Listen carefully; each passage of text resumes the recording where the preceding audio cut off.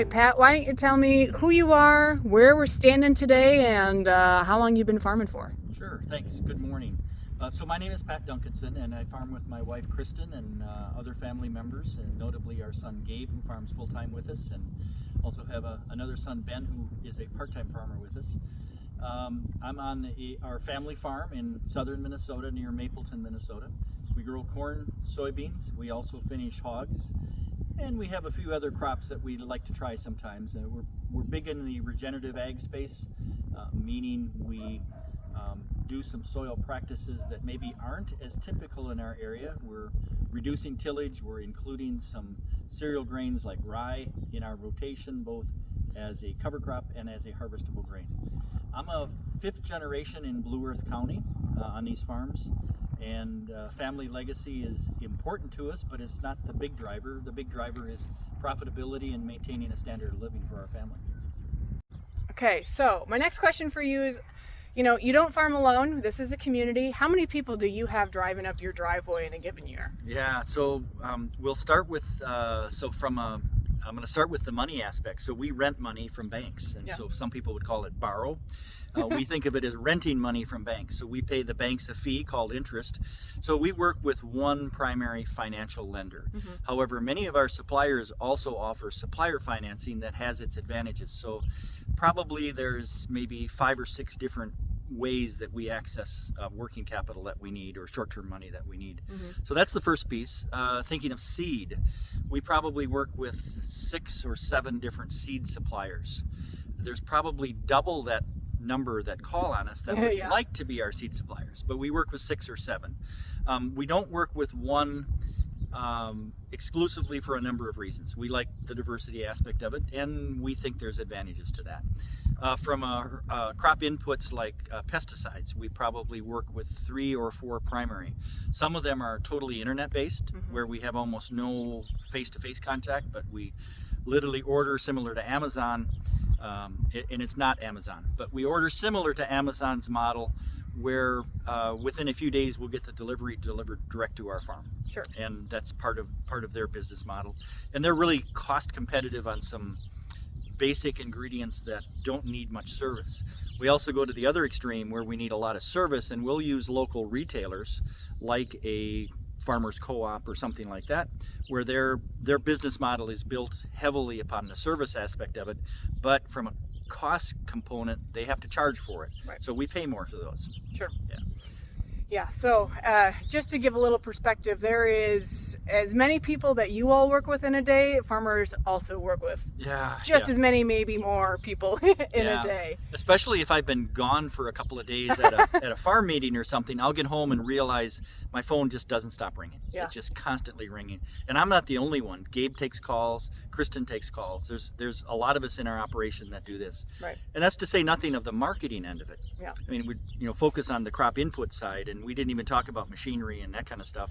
Every time we trade and we get a new machine, there's a really steep learning curve. And then on the marketing side, we spend time working with futures and options.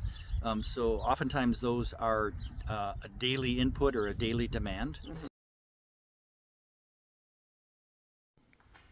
All right, so what do we stand in front of here today? So we are standing in front of our no-till air drill.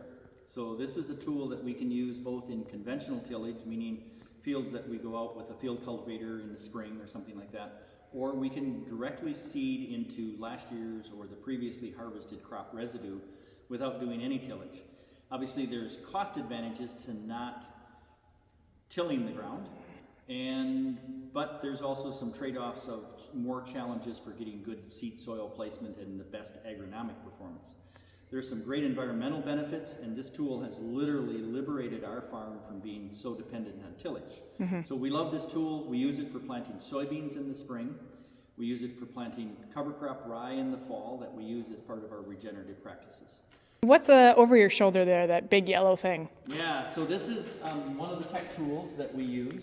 This is the GPS receiver that hooks to the isobus system in the tractor.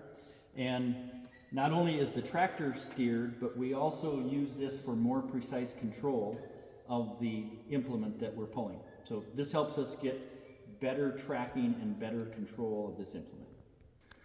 And just to give you all some perspective, when we talk about getting a crop in the ground and making sure that it's well placed, your seed placement sets you up for success for the rest of the year. Poor seed to soil contact usually means a poor standing crop and not very good yield. So these pieces of equipment, that globe there, all very, very important for actually getting a high quality crop in the ground. So Pat, we're going to pretend here that we've gone to the next step in the part of the season. So what are we standing in front of here? So we're standing in front of the sprayer that we use for putting on liquid products on the crop, usually after it's planted, but it doesn't have to be after it's planted. We put on relatively small gallons per acre of fertilizer or crop protection products like herbicides, insecticides, fungicides. And what makes your decision to actually apply a product like an herbicide? Since I know there's a lot of questions about herbicide usage, especially in folks that maybe aren't from a farm. Yeah, so quite honestly, we couldn't grow crops effectively without herbicides on most of our acres. We also have a small organic division in our farm, so we actually practice non-herbicide use, and the challenges that go with it and the poorer returns we get on our other investments like crop nutrients and manure and fertilizer because of the constraints to the organic. So herbicides allow us to grow crops more effectively. We know that if we don't put herbicides on from past practice, we will have a lot of weeds to contend with. Weeds compete for nutrients, sunlight, and everything else that the crop needs to grow effectively. So herbicides are important. We have consultants that help us determine the best rates, the best herbicides to use, and then also past practice and what we've done in the past. Absolutely. And efficiency is the name of the game. So what you can't see here is, so this is actually a boom and it's folded up on itself. And so this will actually spread all the way out to here. Pat, how wide is this piece of equipment? Yeah, this machine applies 120 feet on each pass across the field.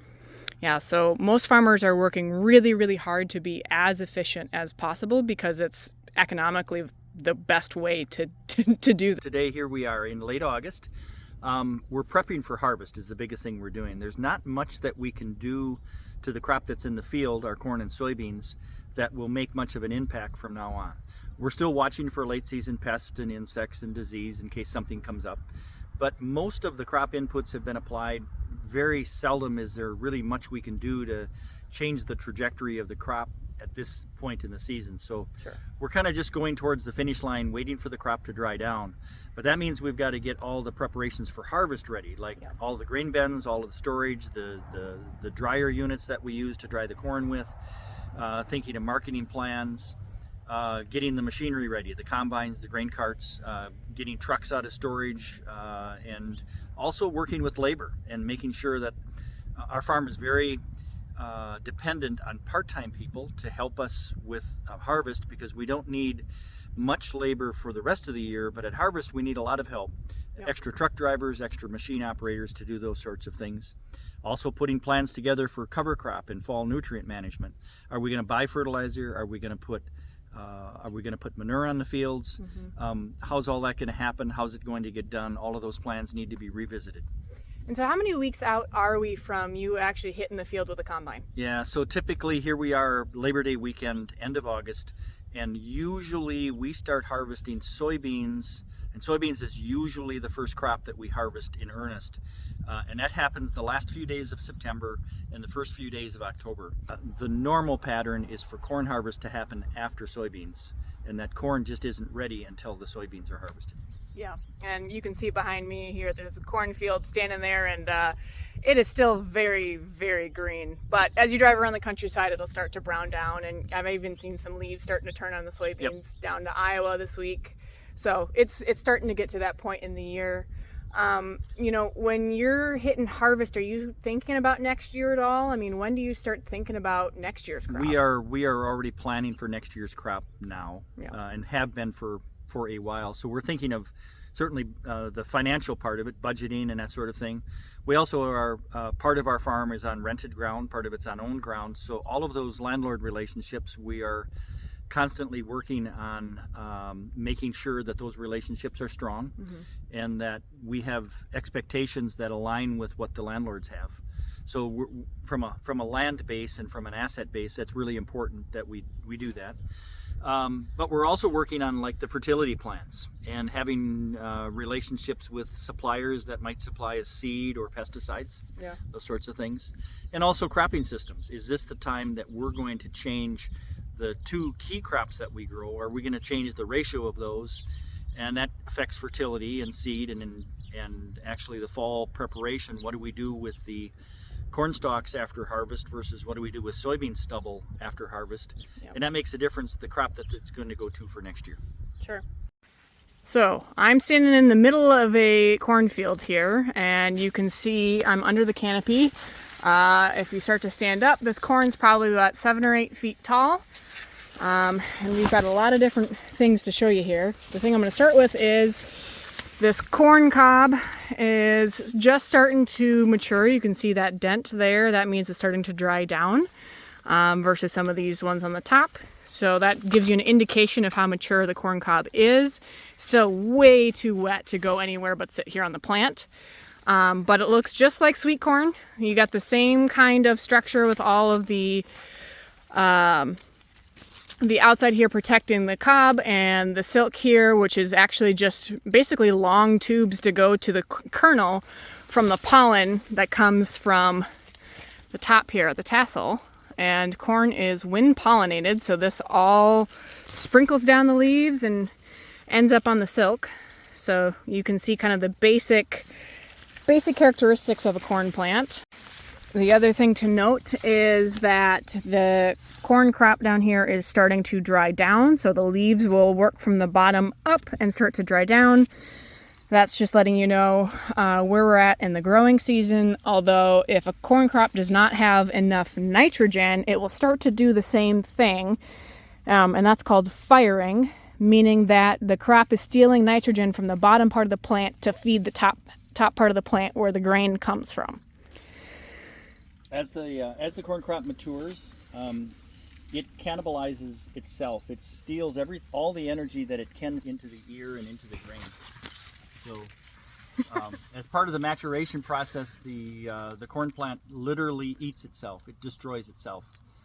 So there's a race between getting the corn plant, getting all of the energy into the ear, and still having a good enough corn stalk it's going to stand so that we can harvest it and it doesn't fall down in the wind. So, Pat, what are we standing in front of here? So we're standing in front of the combine, less the grain headers that go on the front of the combine that we have put on to actually gather the crop. But the combine uses 3 primary functions to harvest the crop, and that is friction, wind, and gravity to bring in a very, very bulky crop like soybeans or corn or wheat.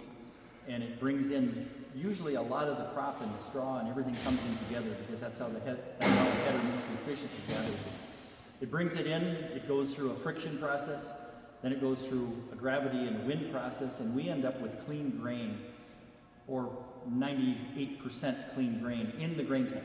When the crops are in condition, they will run 12 to maybe 16, 18 hours a day.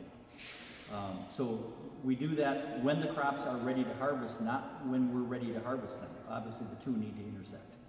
Yeah, and we're missing a key component here of this combine on the front of it. Normally you see, and I'll pan over this way, this is a corn head, so this is designed, these big fingers you can see pointing here are designed to actually guide and move that corn in through there, up into the inside of the combine.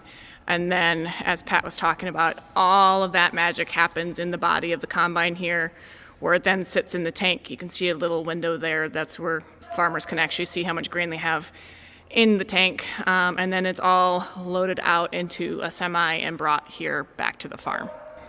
Pat, how much does a piece of equipment like this cost? Yeah, so this is kind of, in today's commercial ag standards, a mid-size combine. It's called a Class 8 combine. A replacement for this one, if we were to go buy a brand new one, would be in the neighborhood of $650,000 for just this component. Each of the headers that we would add would potentially be another $200,000. So for us to replace the harvest component of our farm with one combine and a corn header and a header that would be used for small grains and soybeans would be in ballpark numbers $1 million. Yeah, there's a lot of expenses that go into actually operating a farm besides just the seed and the land, and I think sometimes folks forget about how expensive pieces of equipment can actually be, especially as you're sitting in the Twin Cities and you watch one of these combines roll down the highway. Yep. How many days a year are you operating this? So this machine will operate somewhere in the neighborhood of 35 days a year on our farm, and that's fairly predictable because we know about how many acres per day we can do, and we know how many acres of crop we have. So for our farm, it's somewhere in the neighborhood of that 35 days. Sure. Pat, what is this piece of equipment that we're standing in front of here? We're standing in front of a corn dryer. It can also be used for other grains, but we use it primarily and almost exclusively in corn. Oftentimes at harvest, our corn is harvestable at a moisture level of the grain that is above what we can safely store it at and what we need to market it at. So corn gets marketed, most of it, at around 15%. That's where the magic number of, it's fairly stable in the grain bin. We can keep it for months, and actually if we dry it a little bit more, corn can be stored safely for years. But we do a lot of harvesting of the grain, in particular when we start harvest in the fall at about 25%. That's a really nice moisture. We can harvest good quality grain. We start harvesting early so that we can plant fuller season hybrids so that we get more yield per acre, and yet we still need to be able to get it harvested before the weather turns against us. And the longer it stands in the field, particularly trying to dry it from 25 down to 15% standing in the field, sometimes in Minnesota it just doesn't happen because the weather turns against us. It gets cold and the grain doesn't dry in the field. And we use natural gas on our farm. A lot of farmers use propane instead if they don't have access to a natural gas pipeline. And we're able to dry this grain from maybe 25% down to 15% for a few cents, several cents a bushel. It isn't free by any means, but it is affordable, and we use a combination of the heat from the propane and natural gas and a whole lot of air, and we're able to remove moisture with this dryer for about a truckload an hour we can put through this dryer. So we talked about the combine. So it goes from the combine to a semi-truck to the dryer here, and then if we walk around the corner a little bit, we'll actually be able to see the start of the grain bin right there. It's important to us to have the greatest flexibility in marketing and to try to get the best market price to control and to get paid for the carry in the market. So there's a lot of grain that gets harvested in the fall in the Midwest, and so in the month of October there's a lot of corn available, and because there's so much corn available, the price is usually lower. So if we can store and if we can control that grain and take it later in the season, oftentimes we get a better price. So part of it is the flexibility of harvesting and just controlling those logistics. If we were to try to deliver and sell the corn directly at harvest, it would take more trucks and more people. So we can harvest more efficiently by having our own grain bins. We also can store the grain and hopefully get a better price by having our own grain bins.